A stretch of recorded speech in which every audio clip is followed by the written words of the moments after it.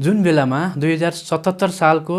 माघ 18 गते जुन तत्कालीन समयमा जुन राजनीतिको एउटा छुट्टै खाले माहौल बनेको थियो, त्यो समयमा पनि मैले विशेष गरी प्रत्यक्ष रूपमा उहाँलाई भेटेर अबको 3 महिना यानि कि 2077 साल चैत 31 गतेदेखि 2078 साल असार 26 गतेसम्मको समय राम्रो छैन। यो समयमा यदि हामीले कुनै पनि सत्ता प्राप्तिको यस्ता खाले क्रियाकलापमा यदि हामी सहभागी भइयो भने हामीले तुरुन्तै पद त्याग गर्नुपर्ने जस्ता नकारात्मक योगहरू आउने भएको कारणले गर्दाखेरि पनि यो समयमा हामीले पद प्राप्तिको लागि हामीसँग जनमत छैन भनेर भन्दै गर्दाखेरि 26 गते र 27 गते एक दिन हामीलाई समय रहेर 28 गते उहाँ फेरि पनि प्रधानमन्त्री हुनुभयो र देशको 5औं पटक प्रधानमन्त्री हुने एउटा सौभाग्य पनि उहाँले प्राप्त गर्नुभयो र आगामी जुन समय रहनेछ र आगामी दिनमा पनि फेरि पनि उहाँ प्रधानमन्त्रीको पूर्ण रूपमा उहाँले जुन एउटा भूमिका छ उक्त भूमिकामा रहेर फेरि पनि देशको लागि थप मजबुत तरिकाले र देश तथा विदेशी शक्तिहरूसँगको एउटा सम्बन्ध गाँसेर अगाडि बढ्ने योग चाहिँ अबको समयमा पक्कै पनि त्यस्ता योगहरूको व्याख्या चाहिँ हामी गरेका छौँ।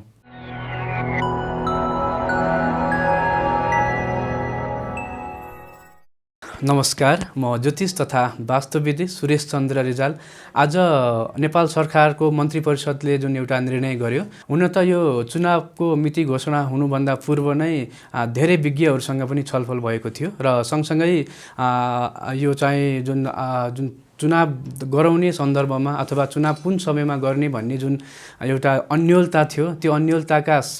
बिचमा पनि यो जुन निर्वाचन आयोगको पनि यसमा विशेष भूमिका नै रह्यो र सँगसँगै अहिले जुन एउटा चुनावको मिति तय भएको छ, जुन वैशाखको 30 गते भनेर एउटा मुहुर्त एउटा निर्धारण भएको छ, जुन समयको हिसाबले त्यस्तै गरी बारको हिसाबले तिथिको हिसाबले र योगको हिसाबले एकदमै र अत्यन्तै पवित्र अनि शुभ दिनमा यो मिति घोषणा भएको छ। हुन त धेरै विज्ञहरूसँगको राय सल्लाह सुझाव सहित यो मिति चाहिँ घोषणा भएको हो, तर पनि जुन समयमा मिति घोषणा भएको छ त्यो समय भनेको वैशाख शुक्ल पक्षको द्वादशी तिथि रहेको छ। हिसाबले पनि हामी एकादशीको व्रत उपासना सहित हामी द्वादशीको जुन हामी एउटा पूजा आराधना गर्ने एउटा हाम्रो शास्त्रीय नियम छ, त्यही नियम अनुरूप नै यो मिति घोषणा भएको जुन समय छ त्यो नै रहेको छ। त्यस्तै गरी नक्षत्रमा हस्ता नक्षत्र अनि त्यस्तै गरी अमृत योग परेको छ। अमृत योग भनेको कहिले पनि ननासिने, यानि कि हामीले कुनै पनि कामहरू गर्दाखेरि यस्तो खाले अमृत योगमा, शुभ योगमा, त्यस्तै गरी यस्ता खाले पवित्र योगहरूको समय पारेर कुनै पनि शुभ कर्महरू अथवा नयाँ कामहरू थालनी गर्न पुग्यो भने त्यसले सुख, शान्ति, समृद्धि र देशमा अथवा देशवासीलाई पनि यसले एउटा सकारात्मक एउटा दिशातर्फ अगाडि बढाउने भएको कारणले गर्दाखेरि पनि यो समयलाई विशेष गरी हामीले पनि एउटा सल्लाह सुझाव दिएका हौँ र विशेष गरी ज्योतिषीय हिसाबमा पनि यस्तो खाले समयमा र यस्तो खाले समय परेको बेलामा यदि हामीले चुनाव घोषणा गर्न सकियो अथवा चुनाव यदि हामीले सही समयमा गर्न सकियो भने यसले कुनै पनि व्यक्तिहरूलाई, कुनै पनि पार्टीहरूलाई अथवा कुनै दललाई फाइदा नपुगेर समग्र देशलाई नै फाइदा पुग्ने योग रहेको कारणले गर्दा समग्र विकासको लागि नै यस्ता खाले योगहरूको हामीले मुहुर्त निर्धारण गर्ने गरेका हो। खासमा हुन त वैशाख 30 गते विशेष गरी वैशाख शुक्ल पक्षको समय रहेको छ र चुनावको मिति घोषणा यानि कि चुनाव भएको 3 दिनपछि बुद्ध जयन्ती यानि कि हामीले एउटा शान्तिका अग्रदूत हैन भगवान गौतम बुद्धको बुद्ध जयन्ती पनि हामी त्यसै समयमा पनि हामीले समापन गर्ने र मनाउने भएको कारणले गर्दाखेरि पनि विशेष गरी यो निर्वाचन भइसकेपछि देशमा पनि एउटा शान्ति आउनेछ र सँगसँगै देश लगायत हाम्रा छिमेकी राष्ट्रहरू, किनभने त्यो समयमा विशेष गरी कन्या राशिमा चन्द्रमा बसेको कारणले गर्दा कन्या राशि भन्ने बित्तिकै दक्षिण दिशाको चन्द्रमा हो र दक्षिण अथवा पूर्वी दिशातर्फबाट कुनै पनि शुभ कर्महरू गर्न खोजिएमा त्यसले सकारात्मक परिणाम दिनेछ भन्ने एउटा शास्त्रीय नियम रहेको कारणले गर्दाखेरि पनि विशेष गरी दक्षिणी देशहरू अथवा पूर्वी देशहरूबाट पनि भरपुर हामीलाई सहयोग प्राप्त हुने समय रहनेछ। त्यस कारणले गर्दाखेरि पनि र बुद्ध जयन्तीको अवसरको सन्निध्यमा अथवा भगवान बुद्धको हामीले बुद्ध जयन्ती मनाउँदै गर्दाखेरि पनि यो चुनावको माहौल देशमा रहि नै रहनेछ। त्यस कारणले गर्दाखेरि पनि आगामी जुन समय रहनेछ, चुनाव पछिका जुन आगामी यात्राहरू रहनेछन्, कुनै पनि पार्टीहरू अथवा कुनै पनि दलको हामीले त्यसमा महत्त्वपूर्ण भूमिका हेरेका छैनौँ र समग्र देशमा जसलाई शान्ति अथवा देशको विकासको लागि जुन दलले राम्रो भूमिका खेल्नुहुन्छ, पक्कै पनि जनता भनेको लक्ष्मी हुनुहुन्छ र लक्ष्मीले जे माग्यो त्यही वर चाहिँ हामीलाई दिने हो। त्यस कारणले गर्दा यदि हामीले राम्रो कर्म गरेका रहेछौँ भने जनताले भरपुर सहित आफूले मनले चाहेको व्यक्तिलाई अथवा दललाई अथवा कुनै पनि आफ्नो निकटतम व्यक्तिहरूलाई सहयोग गर्नुहुन्छ, भोट दिनुहुन्छ र जिताउनु हुनेछ। र यदि लक्ष्मीलाई खुसी पार्न सकेको छैन भने लक्ष्मीले कुनै पनि व्यक्तिहरूलाई एकचोटि दिएर दुईचोटि दिएर र त्यो दिइसकेको कुरालाई सही तरिकाले यदि हामीले त्यसलाई समायोजन गर्न सकेका थिएनौँ अथवा कुनै पनि दलले चुनाव जितिसकेपछि जनताका भावना अनुसार काम गर्न सक्नुभएको थिएन भने पक्कै पनि जनताले यो पटकको चुनावमा त्यसको मूल्याङ्कन गर्नुहुनेछ। त्यस कारणले गर्दाखेरि पनि अहिले जुन वैशाख 30 गते यानि कि 2079 साल वैशाख 30 गतेको समयमा जुन एउटा शुभ समयको समय पारेर सम्पूर्ण विज्ञहरूको सल्लाह राय सुझाव सहित यो मिति तय गरिएको छ। यो मितिमा पक्कै पनि सुख शान्ति र समृद्धि सहित देशले नयाँ नेतृत्वको एउटा अभ्यास गर्नेछ र त्यसले गर्दाखेरि आगामी दिनको यात्राहरू थप सुखद रहने कुराहरू चाहिँ त्यो योगले चाहिँ म एउटा अध्ययन गरेको छु र गणना पनि गरेको छु। वैशाख भन्ने बित्तिकै त कुनै पनि राज्य सञ्चालन गर्नको लागि अथवा राज्यबाट भरपुर सहयोग पाउनको लागि विशेष गरी वैशाख महिना भन्ने बित्तिकै सूर्य ग्रह जसको शक्ति जसको ऊर्जाबाट सम्पूर्ण ग्रहहरू र सम्पूर्ण सृष्टिहरू नै चलायमान हुने हो। त्यस कारणले गर्दाखेरि पनि यो वैशाख महिनालाई सूर्यको एउटा महत्त्वपूर्ण महिना र सूर्य पहिलो राशिमा यानि कि मेष राशि मङ्गलको राशि हो र मङ्गलको राशिमा बसिरहेको कारणले गर्दाखेरि पनि यो महिना अत्यन्तै शुभ र अत्यन्तै पवित्र महिनाको रूपमा र शक्तिशाली महिनाको रूपमा पनि लिने गरिन्छ। जुनै पनि राजयोगको एक्टिभ हुनको लागि अथवा जुनै पनि राजयोग सक्रिय हुनको लागि चाहिँ यस्ता खाले सूर्य ग्रह बलियो भएका महिनाहरू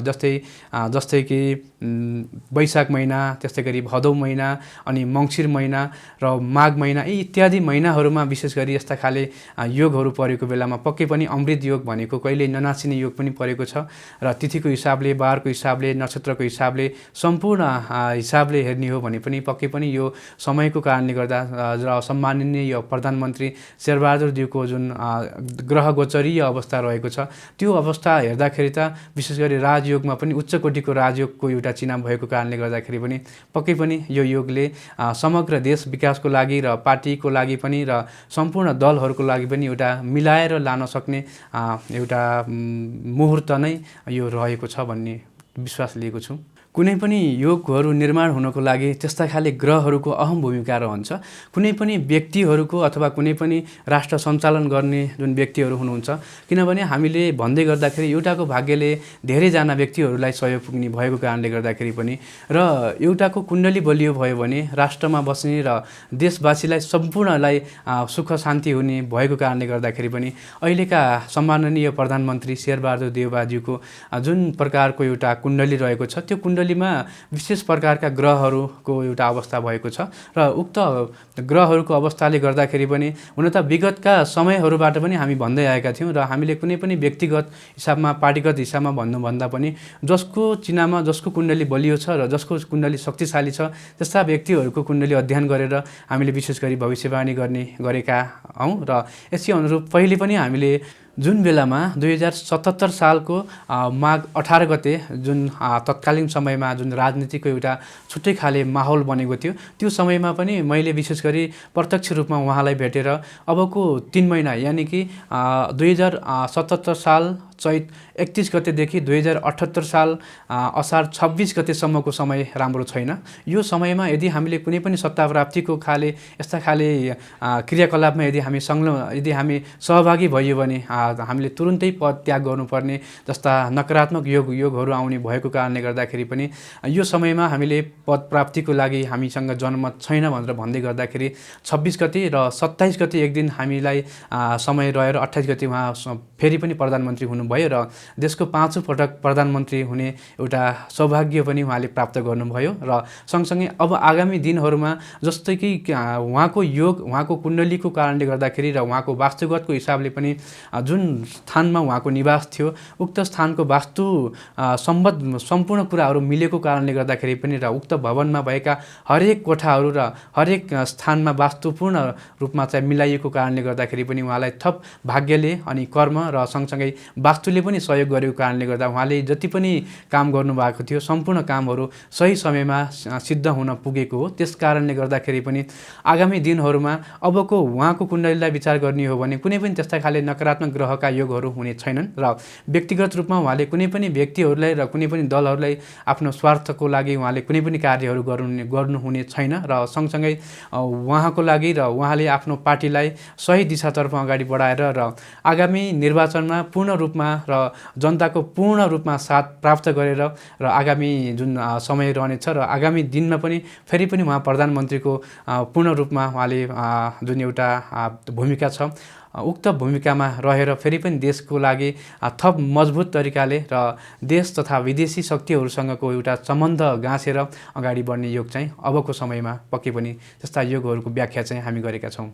विशेष गरी नेपालमा भएका जति पनि घटनाहरू छन् र अथवा चाहिँ परिवर्तनहरू छन् ती सम्पूर्ण घटना र परिवर्तनलाई एउटा हेर्ने हो भने कुनै न कुनै अवस्थामा चाहिँ ग्रहहरूकै मुख्य भूमिका रहनेछ, जस कारणले गर्दा ग्रहहरूको युक्ति दृष्टि र गतिकै आधारमा सम्पूर्ण सृष्टिहरूको सञ्चालन हुने भएको कारणले गर्दाखेरि पनि हामीले हरेक समयमा जुन एउटा पञ्चाङ्गको जुन आधारमा एउटा ग्रहहरूको हिसाब गर्ने कुराहरू छन्, कुनै पनि ग्रहहरूको अवस्थाको कारणले गर्दा वर्तमान र आउने समय कस्तो हुनेछ भन्ने कुराहरूको विषयमा आकलन गर्नेछन् र संसारका जति पनि शक्तिशाली मानिएका राजाहरू थिए, जस्तै कि हामी रावणको कुरा गर्न सक्छौँ, हामी रामको कुरा गर्न सक्छौँ, त्यस्तै गरी यी इत्यादि गरेका जति पनि शक्तिशाली मानिएका जति पनि राजाहरू छन् उहाँहरूले पनि कहीँ न कहीँ ज्योतिषीको सहयोग र ज्योतिषीहरूको सल्लाहबाटै उहाँहरू अगाडि बढ्नुभएको इतिहासहरू हामीले पढ्ने र हामीले हेरेको कारणले गर्दाखेरि पनि हामीले वर्तमान समयमा र अहिले समयको जुन भइरहेको ग्रहहरूको अवस्थाको आधारमा सत्ता सञ्चालन गर्नेहरूका लागि यो चाहिँ भनेको देशका प्रमुख व्यक्तिहरूको लागि नै यसकोले अहम भूमिका खेल्नेछ। त्यस कारणले गर्दाखेरि पनि अहिलेको समयमा यो जुन कि यो जुन 2078 साल माघ 19 गते जुन यो नवरात्र प्रारम्भ भयो, विशेष गरी वर्षमा 4वटा नवरात्रहरू हुन्छन्। ती 4वटा नवरात्रको आधारमा देशमा हुने र विश्वमा हुने विभिन्न खाले राजनीतिक घटनाहरू, सामाजिक घटनाहरू, देशमा हुने आर्थिक जति पनि समस्याहरू छन् ती समस्याहरूको आकलन गर्न सक्ने भनेर देवी भागवतमा व्याख्या गरेको कारणले गर्दाखेरि पनि विशेष गरी यसको आधारमा हामीले व्याख्या गर्ने गरेका छौँ र विशेष गरी मैले पनि यसै आधारमा र यसै वचनलाई आधार मानेर शास्त्रको आधारमा व्याख्या गर्ने हो। र अहिलेको जुन समय र अहिलेको जुन एउटा ग्रहको योग एउटा परिवेश बनेको छ त्यो भनेको त्यस्तो राम्रो तरिकाले ग्रह परिवेश चाहिँ बनेको छैन। त्यस कारणले गर्दाखेरि हाम्रो हिसाबमा र राम्रो समय चलेको बेलामा सही समयमा नै देशमा चुनाव सम्पन्न होस् र देशले नयाँ नेतृत्व पाओस् भन्ने नै एउटा आश हो। र चुनाव भनेको कुनै पनि व्यक्तिहरूलाई कुनै पनि दलहरूलाई सपोर्ट गरेर हामीले यस्तो खाले योगहरू यस्तो खाले भविष्यवाणी गर्ने त होइन, र समग्र देश राष्ट्रलाई हित हुने गरी चाहिँ यस्ता खाले मुहुर्तहरू हेरेर हामीले विशेष गरी जानकारी गराउने हो। त्यस कारणले गर्दाखेरि पनि अबको दिनमा विशेष गरी सम्माननीय प्रधानमन्त्री शेरबहादुर देउवाजीको जुन समय चलिरहेको छ उहाँकै नेतृत्वमा चुनाव हुने भएको कारणले गर्दा हुन त अन्य दलहरूको पनि सहयोग यसमा प्रमुख रहनेछ। कर्मचारीदेखि लिएर पुलिस प्रशासनदेखि लिएर सम्पूर्णको आफ्नो आफ्नो क्षेत्रबाट मुख्य भूमिका रहने भएको कारणले गर्दाखेरि पनि विशेष गरी जस र अपजस भनेको एउटै व्यक्तिले पाउने हो। त्यो भनेको सरकारमा जुन व्यक्ति हुनुहुन्छ उहाँले नै विशेष गरी जस पाउने भएको कारणले गर्दा अहिलेको सही समयमा र अहिलेको जुन समयमा हामीले चुनावको समय हेरेका छौँ र मिति एउटा तय भएको छ, त्यो समयलाई विशेष गरी हेर्ने हो भने यो जुन अहिलेको वर्तमान समयमा ग्रहहरूको अवस्था जुन चलिरहेको छ यो माघको 19 गतेदेखि चैतको 17 गतेसम्मको जुन समय छ त्यो समयमा केही सकारात्मक योगहरूको एउटा योगहरू बनेको कारणले गर्दा यसै समयमा धेरै कुराहरू यदि हामी अगाडि अगाडि बढाउन सक्छौँ। कुनै पनि त्यस्ता खाले विघ्न बाधाहरू भने पर्ने छैनन्। तर चैतको 19 गतेभन्दा पछिको जुन समय प्रारम्भ हुनेछ यसमा चाहिँ जुन अहिलेको जुन गठबन्धन छ त्यो गठबन्धनलाई पनि केही धक्का पुग्ने अथवा गठबन्धनमा पनि केही त्यस्तो मतभेद आउने भन्ने हामी ग्रहहरूको आकलनबाट हामीले आकलन गरेका छौँ। त्यस कारणले गर्दाखेरि पनि सबैजना सचेत भएर सबै दलहरू सचेत भएर आफ्नो आफ्नो तरिकाबाट यदि चुनावमा लाग्नुभयो भने पक्कै पनि यो चुनावले सम्पूर्ण देशवासीहरूलाई राष्ट्रलाई र कुनै पनि विदेशी शक्तिहरूलाई पनि सन्तुलनमा राख्नको लागि प्रमुख भूमिका खेल्ने छ भन्ने यस्तो योगबाट हामीले आकलन गरेका छौँ।